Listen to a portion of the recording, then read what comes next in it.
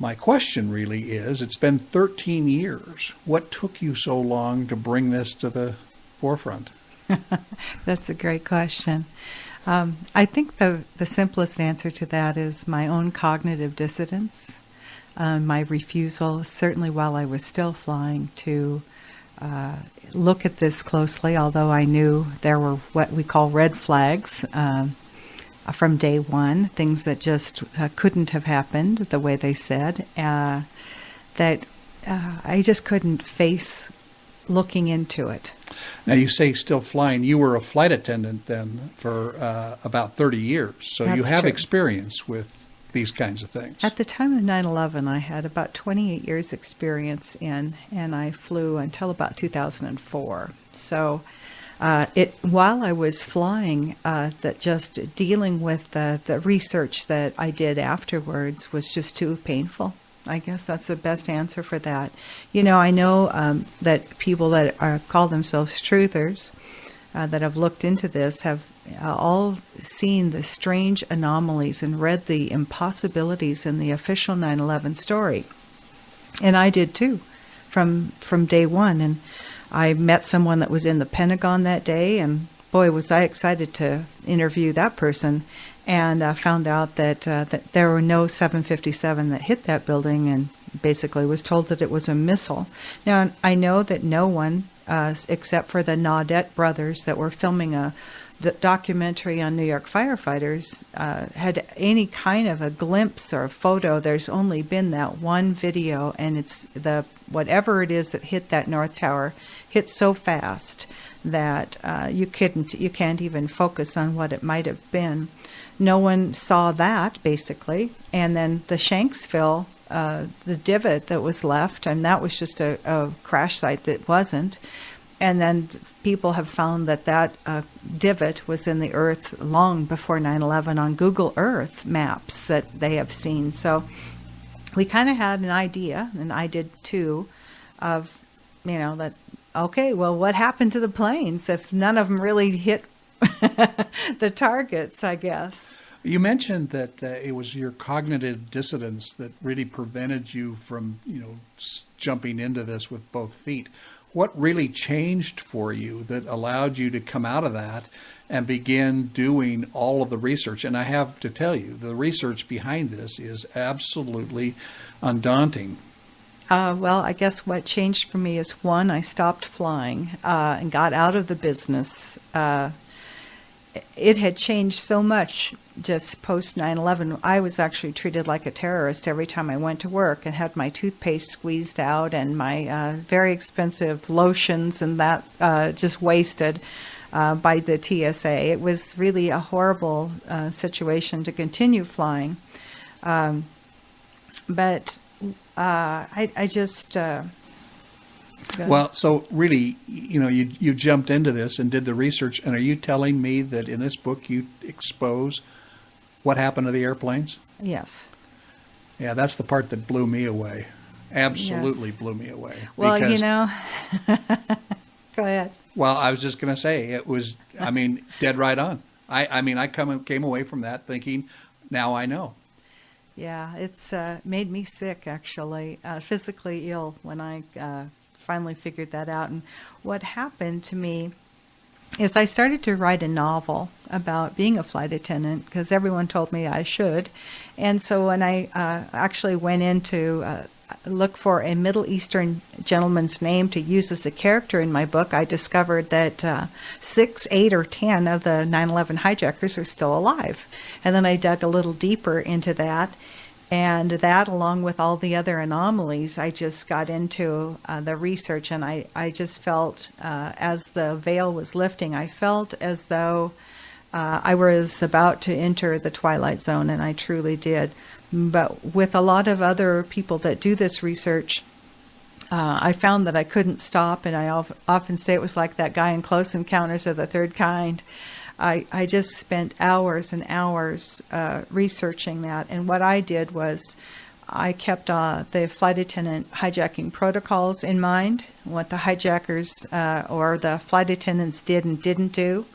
And the information that they didn't give out that they should have given out, the phone calls they made they shouldn't have made, and all of those things that were just from a professional flight attendant's viewpoint crazy. Then I decided that I read everything there was from the day one.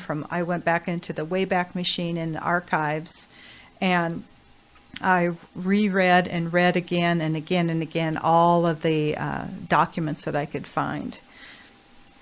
Well, I have to tell you, it's just an absolute mind-blowing blockbuster of a book, and you can get it now on Amazon. That's correct. And so I would encourage everybody, if you have questions about 9/11, and we all do, there's no question that we do, you want to read this book because it'll open your eyes to things that you've not thought of before and you have not been expressed before.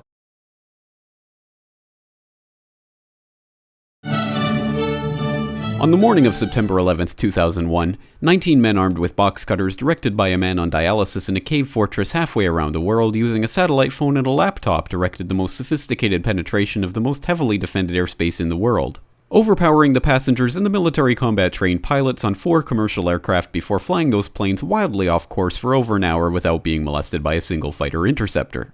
These 19 hijackers, devout religious fundamentalists who like to drink alcohol, snort cocaine, and live with pink-haired strippers, managed to knock down 3 buildings with 2 planes in New York. While in Washington, a pilot who couldn't handle a single-engine Cessna was able to fly a 757 in an 8,000-foot descending 270-degree corkscrew turn to come exactly level with the ground, hitting the Pentagon and the Budget Analyst Office, where DoD staffers were working on the mystery of the $2.3 trillion that Defense Secretary Donald Rumsfeld had announced missing from the Pentagon's coffers in a press conference the day before, on September 10th, 2001. Luckily, the news anchors knew who did it within minutes. Osama bin Laden. The pundits knew within hours. Osama bin Laden. The administration knew within the day. Terrorists who committed these acts and those who harbor them. And the evidence literally fell into the FBI's lap. That a hijacker's passport was found blocks from the World Trade Center crash site, if you can believe that. But for some reason, a bunch of crazy conspiracy theorists demanded an investigation into the greatest attack on American soil in history. That investigation was delayed, underfunded, set up to fail, a conflict of interest, and a cover-up from start to finish. It was based on testimony extracted through torture, the records of which were destroyed. It failed to mention the existence of WTC-7, Able Danger, P-TECH, Sibel Edmonds, OBL and the CIA, and the drills of hijacked aircraft being flown into buildings that were being simulated at the precise same time that those events were actually happening. It was lied to by the Pentagon, the CIA, the Bush administration, and as for Bush and Cheney, well, no one knows what they told it because they testified in secret, off the record, not under oath, and behind closed doors. It didn't bother to look at who funded the attacks because that question is ultimately of little practical significance. Still, the 9/11 Commission did brilliantly, answering all of the questions the public had, except most of the victims' family members' questions, and pinned blame on all the people responsible, although no one so much as lost their job, determining the attacks were failure of imagination. Because Nobody in our government, at least, and I don't think the prior government that could envision flying airplanes into buildings. Except the Pentagon, FEMA, NORAD, and the NRO. The DIA destroyed 2.5 terabytes of data on Able Danger, but that's okay because it probably wasn't important. The SEC destroyed their records on the investigation into the insider trading before the attacks, but that's okay because destroying the records of the largest investigation in SEC history is just part of routine record keeping. NIST has classified the data that they used for their model of WTC-7's collapse, but that's okay because knowing how they made their model of the collapse would jeopardize public safety.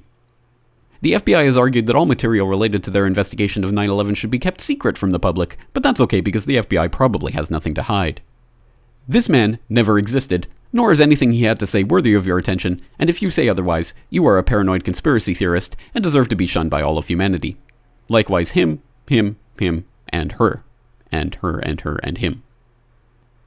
Osama bin Laden lived in a cave fortress in the hills of Afghanistan, but somehow got away. Then he was hiding out in Tora Bora, but somehow got away. Then he lived in Abbottabad for years, taunting the most comprehensive intelligence dragnet employing the most sophisticated technology in the history of the world for a decade, releasing video after video with complete impunity and getting younger and younger as he did so, before finally being found in a daring SEAL team raid which wasn't recorded on video, in which he didn't resist or use his wife as a human shield, and in which these crack special forces operatives panicked and killed this unarmed man, supposedly the best source of intelligence about those dastardly terrorists on the entire planet. Then they dumped his body in the ocean before telling anyone about it. Then a couple dozen of that team's members died in a helicopter crash in Afghanistan. This is the story of 9/11, brought to you by the media which told you the hard truths about His head could be seen to move violently forward. And They took the babies out of the incubators. And mobile production facilities. And the rescue of Jessica Lynch. If you have any questions about this story, you are a batshit paranoid tinfoil dog-abusing baby hater and will be reviled by everyone. If you love your country and or freedom, happiness, rainbows, rock and roll, puppy dogs, apple pie, and your grandma, you will never ever express doubts about any part of this story to anyone. Ever.